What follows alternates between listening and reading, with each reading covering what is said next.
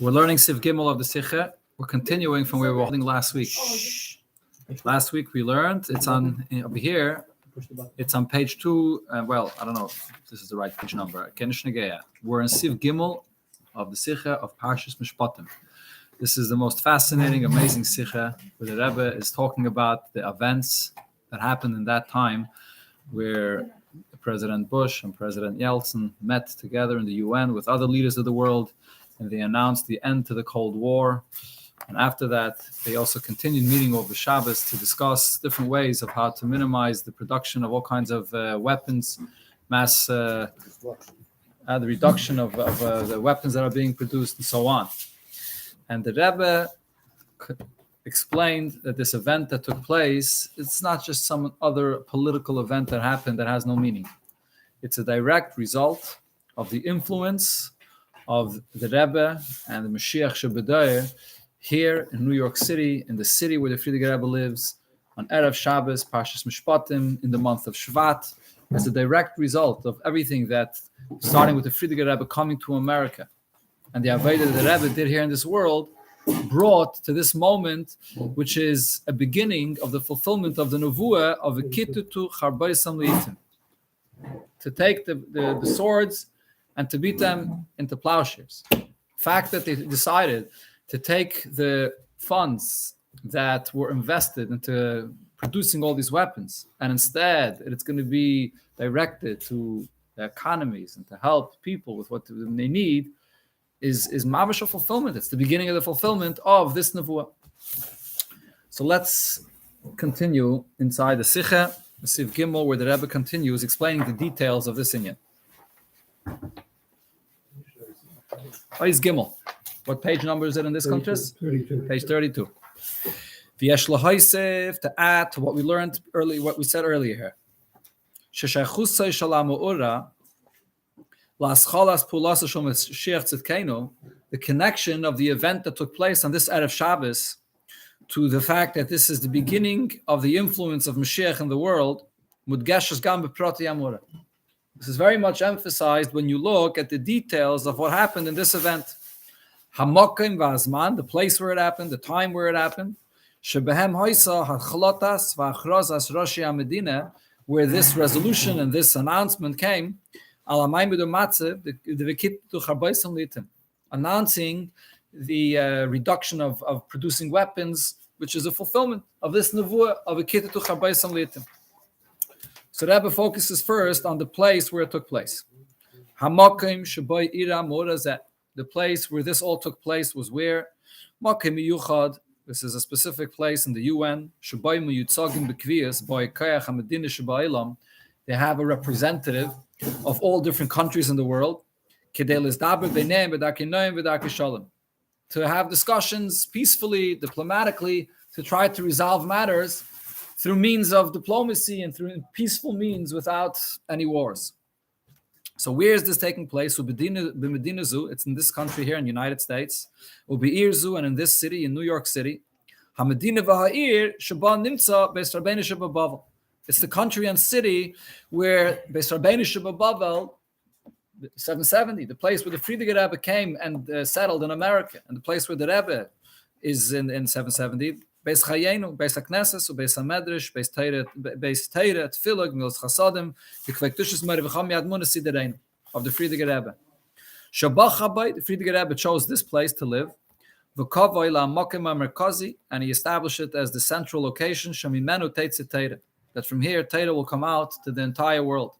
Hafatzas HaTeira v'hamayonos chutza, to spread Teira and the well springs of Chassidus outward, b'chol katzvei tevel, from here to the entire world, Abias Mashiach Tzidkenu, until the arrival of Mashiach, K'shiyafutzim enesecha chutza, when Chassidus will be spread into the entire world. Sha'az yiyeh gam kiyum ha'yiyud v'kitutu charbaisam litim, and this will bring the fulfillment of the promise of a kitutu charbaisam litim, to get rid of all weapons in the world, and it'll only be plowshares. It's no mishas. The Friediger Rebbe came here to the United States, so there were all kinds of suggestions of where the Friediger Rebbe should live. Lakewood was one of them. Why Lakewood? Philadelphia. Philadelphia as well? Because the term Philadelphia means city of brotherly love. Okay, similar to Lubavitch. Yeah. There were all kinds of suggestions, and the basic idea was that if you can try to reimagine the whole Lubavitch Chabad movement here in the United States, it could only be done if you're going to find some kleine shtetl far away from all the hummel and tumult of the big city of New York or places that are similar to New York. And there you can recreate the environment of Lubavitch and of what was in Russia. And the Frierdiker Rebbe had that option, clearly. But nevertheless, the Frierdiker Rebbe knew what he was doing and specifically chose to be here in New York City, right over here on Eastern Parkway, in the center of all the action, right outside the train station that goes directly to Manhattan. And he wanted to be in the middle of the city, in the middle of everything, right here. And in those years, Crown Heights was not a very it was a mixed neighborhood, but there was a lot of more fryer than a lot of not frume Yidden. The whole Kingston Avenue was lined with stores which were not kosher, not frume stores, and the whole neighborhood was like the upscale neighborhood of the rich people and the upper class neighborhood. So the Frierdiker Rebbe could have chosen to go, I think in those times, the east side or in other places where there were the Pasha to Yidden, or maybe to the Bronx or where else? Bronzeville and so on, right? Where all the Chassidim were. All the Chassidim were living in Bronzeville. So he didn't choose not Lakewood, not some shtetl somewhere to reimagine Lubavitch, not Bronzeville, here, right over here, in the upscale neighborhood, in the center of everything. We're right across the Jewish center then, which was a center of Reform Jewry, right here. Frierdiker Rebbe chose to filled on Shabbos. Yeah, Rahman al-Tzlan. Al Kolpanim, so you see over here, it was all b'chavana to bring Chassidus and to bring Torah and Yiddishkeit over here to America, into the center of it all. Vayim business. That's what Rebbe speaks about here. When the Frierdiker Rebbe came here to America, which the Rebbe always refers to as Chatzi Kadar HaTachten, the entire world is a globe, and America is the lower half. And he established to live here in this country, specifically here in this city, in New York City. He began very strongly Vinasa, and he accomplished also to elevate and refine the lower half of the globe of the world, to elevate it, to bring it also to be connected to Torah. To bring down the revelation of Matan Torah into this half of the world as well. Matan Torah took place in Chatzi Kadar Elyon. This is based on a letter from the Frierdiker Rebbe. It's a very interesting letter from the Frierdiker Rebbe. This is a letter that's actually written to the Rebbe, where the Rebbe asks the Frierdiker Rebbe the question that he heard in the name of the Alter Rebbe, that Matan Torah was in Chatzi Kadar Elyon, in the upper part of the hemisphere. And then we are here in America in the lower hemisphere, and Matan Torah wasn't here. So he asks the Frierdiker Rebbe, is this true? What's the source of this? Did the Alter Rebbe say it? And the Frierdiker Rebbe answers him, yes, it's true. And he explains to him that just like in the body of a person, you have different parts of the body. You have every limb that has its function and has the chayas that's related to that particular limb. But then you have the moyach, the brain. And the moyach is the source of all the kaychas of the person. All the other individual kaychas that there are in every single limb of the body begins and is all included first in the moyach. And then from there, it comes out and it disseminates and all to the individual kaychas of the body of the person. So the Frierdiker Rebbe says the same thing is also with the world. The world has Eretz Yisrael, which is the center of the entire world. The world is created from Evan Shasiya, Mimenu Hushsas, Kol Ha'olam Kulei. That's the brain, so to speak, the source of all the chayas of the entire world. And then from there, it disseminates to the rest of the world. When Matan Torah was in that area of the world, even though it wasn't exactly in Eretz Yisrael, but it was in that area of the world, it's the Chatzi Kadra Elyon which had the revelation of Matan Torah. And then the Frierdiker Rebbe goes on to say, the emes is that the effect of Matan Torah and the fact that the Eibishter gave Torah to the world, into this world, the Torah was given and had an impact on the entire world. It's the famous medrash that says at the time of Matan Torah, what happened? The whole entire world stopped in its tracks. The bird stopped flying and the cow stopped making a mooing. Everything stopped. Where did that take place? Only in places that are in the upper hemisphere, not in the lower hemisphere. So the Frierdiker Rebbe says no. Matan Torah was for the entire world and it had an impact on the entire world. But nevertheless, just like it is going back to the mashal of a guf of a person, so there's the highest klali of the person, the general highest, the fact that I'm a living being, that I'm alive this moment. That essence of life not the particular function of life, but the essence of life is the same in any limb, even in the toes of a person, like it is in the brain. That essence of life, that I'm alive, is the same in every part of the body. But the particular revelation and expression and the function of life, the way it's particularly expressed in this limb, so there's a big difference in the way life is expressed in the person's hands and his eyes and his ears and the rest of the limbs, and then the brain, which is the source of everything. Mamela, the Frierdiker Rebbe says, of course, Matan Torah was in the entire world. However, the source of Matan Torah being in a revealed way, the way it is in the brain of a person, where the function of the brain is so central and it's kailul everything else that goes on in the rest of the body, that only happened in Eretz Yisrael. And therefore, we have to bring down, if you look here in the language that the Rebbe uses in the Sicha, the Rebbe doesn't say that the point of coming to America was to create Matan Torah in America. Matan Torah was in the entire world. But by coming to America, the Frierdiker Rebbe set out to bring the revelation, to draw down the revelation of Matan Torah. Okay, so this is one point, which means that we're drawing it down from a higher place. We're bringing it from above to below, bringing down this revelation here into America, meaning America down a level lower from its source, where it is in Eretz Yisrael, which is compared to the brain of the world. The Rebbe goes a step further. He say to me, even more so, on the contrary, we're not just drawing it down from a higher place to a lower place, but even after that's accomplished, the higher place still remains the primary source of this revelation. The lower place is just receiving this revelation as well. But it even goes further. From here, we spread the Torah to the entire world. That the Frierdiker Rebbe set out to not only bring that the Torah should be even in America, like the Frierdiker Rebbe said, America is nit anders. It's the concept of America is nit anders. There's the Alte Heim in Europe, where Yidden were living secluded from Olam Haza, and there it was easier to keep Torah mitzvahs. And now we're coming here to America. It's a different environment. It's much more open. It's a different kind of a world, and we'll try to maintain the same level of observance and the same level of Yiddishkeit, even here in America. That's the simple concept of America is nit anders. But that's just about maintaining and trying to continue the same type of level of observance the way it was there. But if you hear that Rebbe says, it's not just about bringing it down even here. It's much more than that. This world itself, the place that we're in over here, is going to become the source of producing Torah and Yiddishkeit, and from here will be the source of the life of Yiddishkeit for the entire world. It's a much greater accomplishment. To the entire world. The shluchim that the Rebbe sent to the entire world, and gamlik chatzi kadra elyon. So what's amazing is what happens here is, even though chatzi kadra elyon is the higher level, but nevertheless now chatzi kadra tachten is the place that is the source for the shluchim that are going to the entire world, including to places like Eretz Yisrael. Those are shluchim that are being sent from here, from 770, from where the Rebbe is here. If you think about the mashal that I spoke about before, that the Frierdiker Rebbe says in the letter, it's an amazing thing. It's like you would say, in a person's body, that his toes become the source of life to such an extent that his brain is receiving from the toes of his body.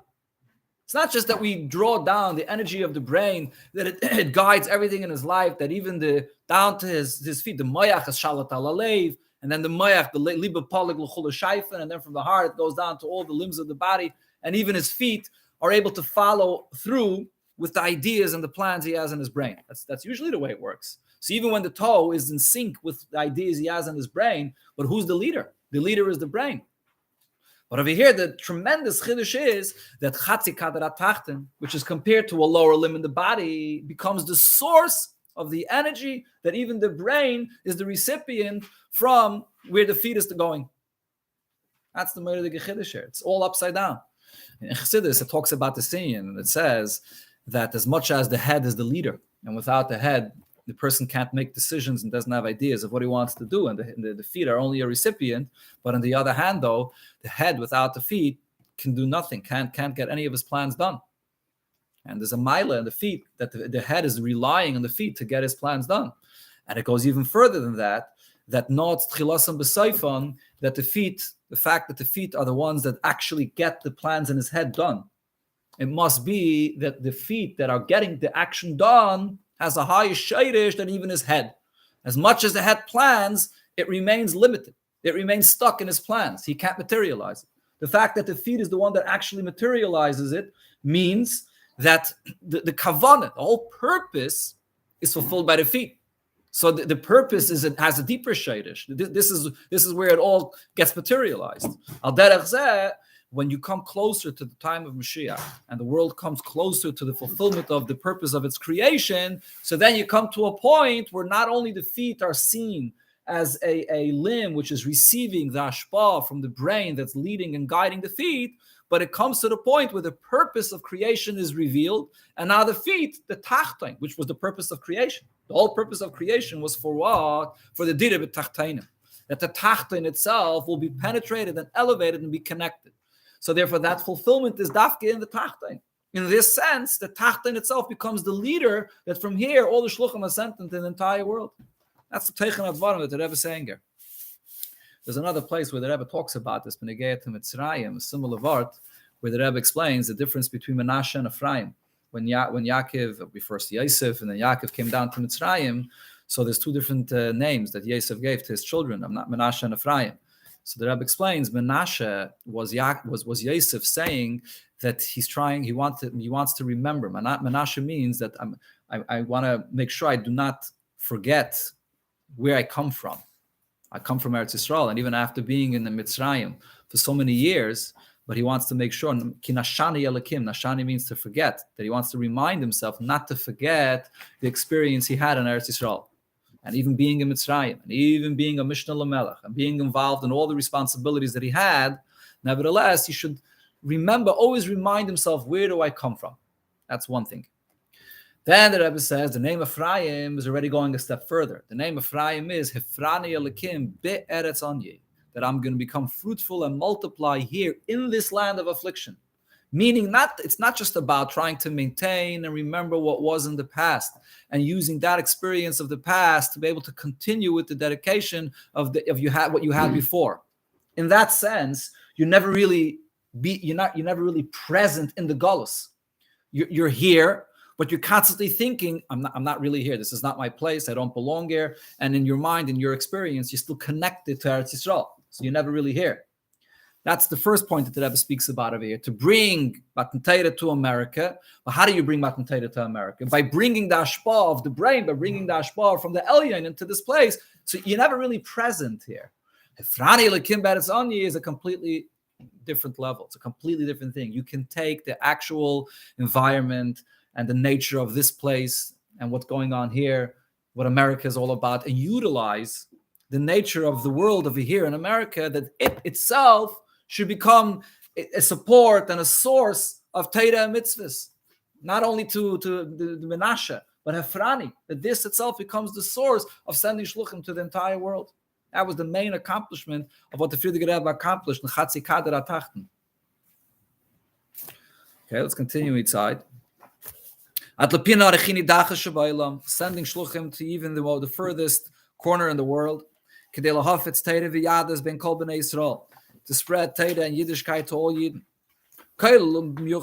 including and actually especially Elu, those Yidden that live amongst Goyim, they speak in their language, and their behavior, at least externally, is like Goyim.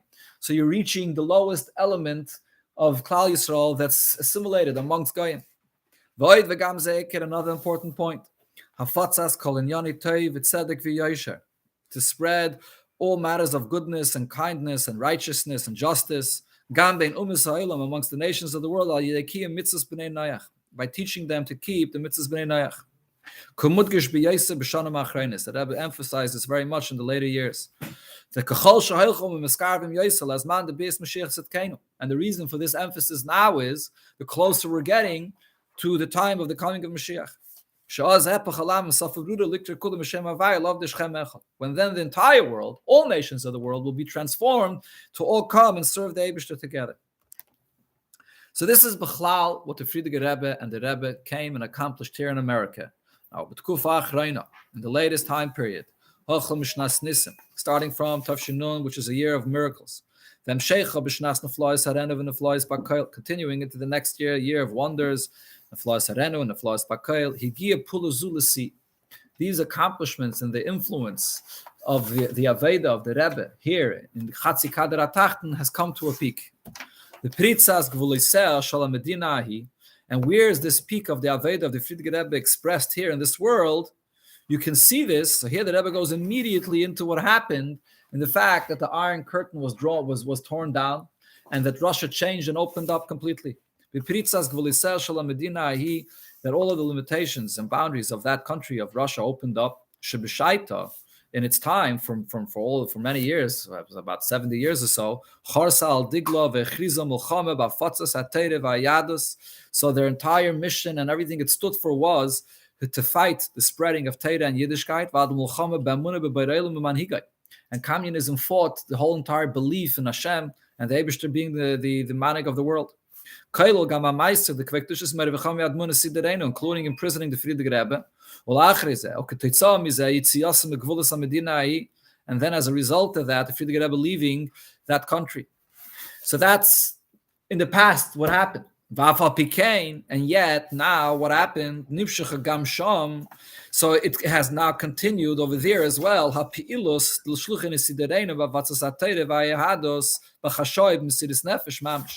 So actually what the Rebbe is referring to is, even before the Iron Curtain was torn down, all the time, there were always shluchim there from the Friedrich Rebbe that continued the work of spreading Yiddishkeit, making sure that there's chinuch and there's chadarim and there's mikvahs and there's shchita and there's kashrus. All this time, quietly, there were always the shluchim there of the Rebbe with Mesiris Nefesh to continue the work.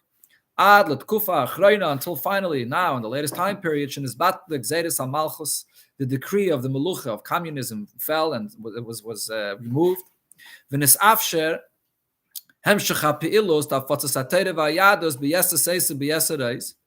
this makes it possible to continue all of the activities of spreading Torah and Yiddishkeit with much greater strength, openly and publicly. That the entire previous communist government fell, and a new democratic government that announced that it's a time of justice and goodness and peace, based on a belief in the existence of the Eibishter in the world.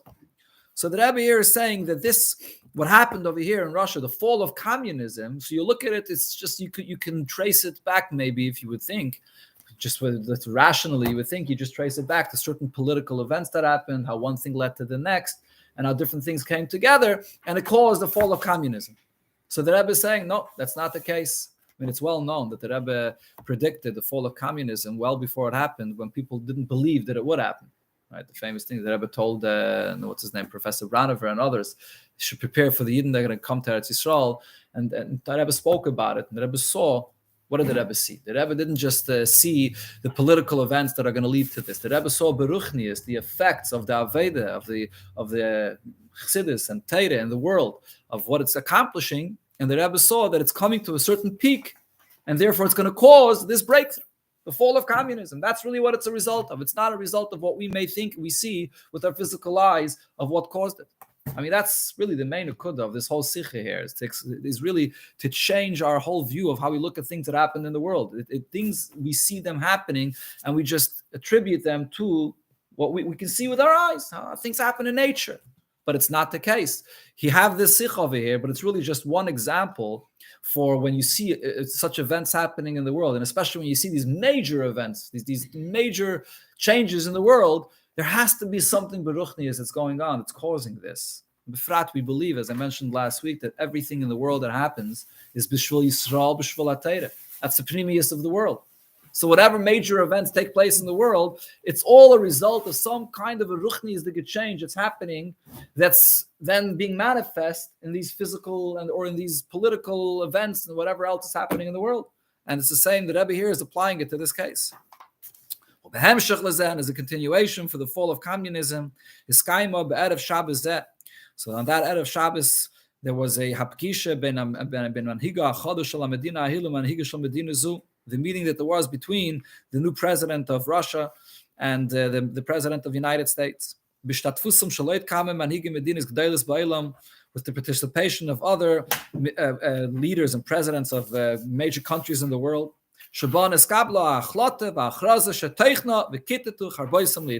Which then they made the resolution and they announced the end of the Cold War, which is a beginning of the fulfillment of the nevuah of beating the swords into plowshares. Yeah, Shloimar. So what we could say, what really happened over here is the very fulfillment and the fact that there was this meeting and this announcement here in the city of the Frierdiker Rebbe.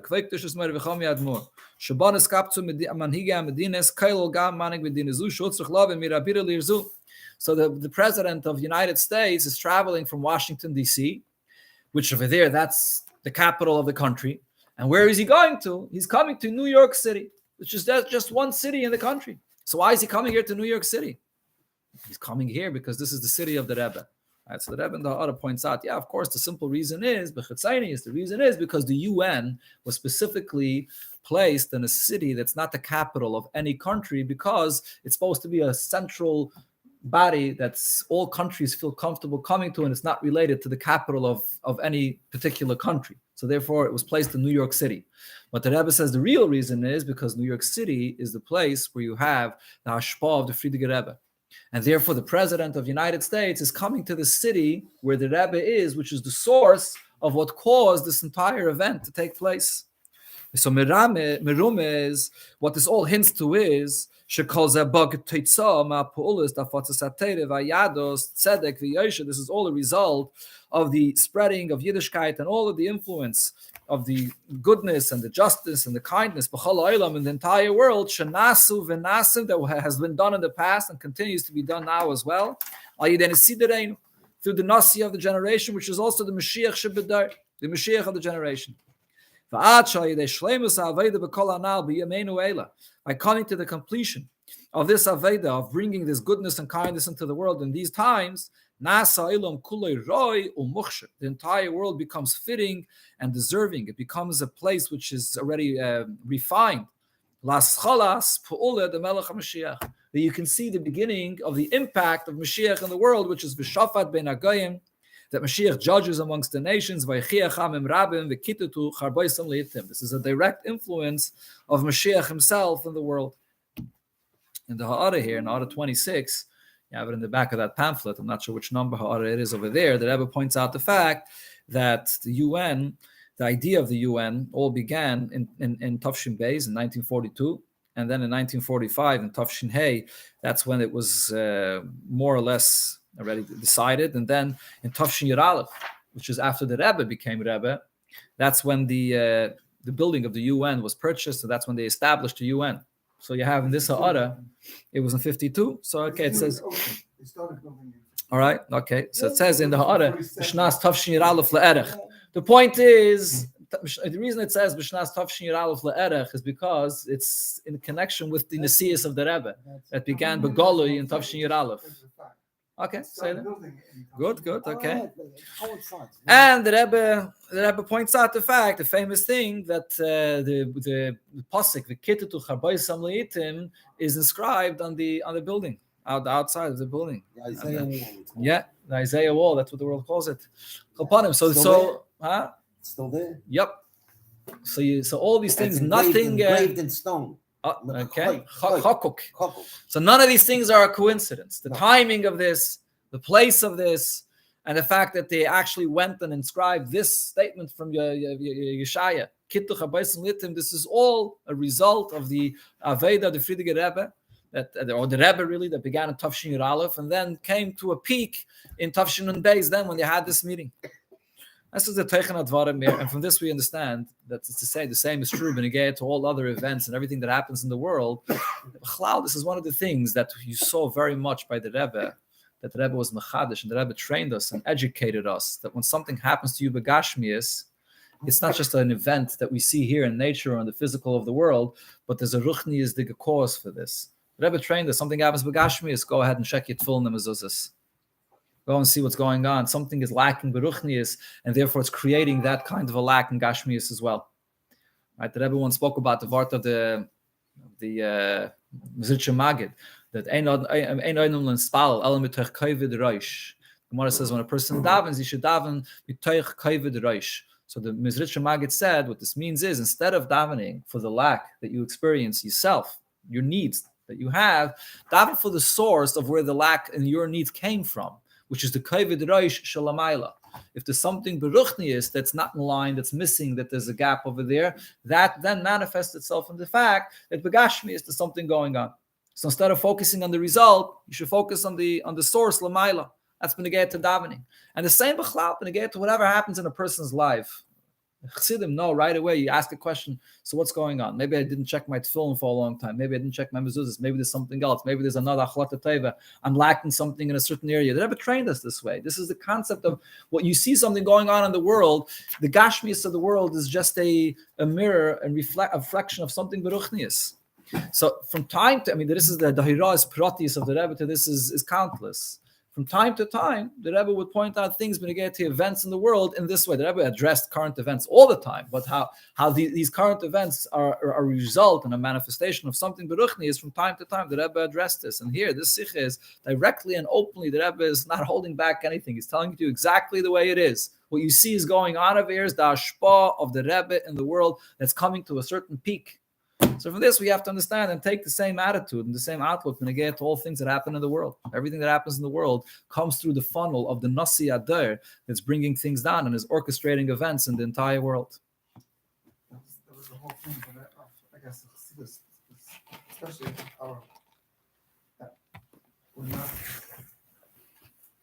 the idea of living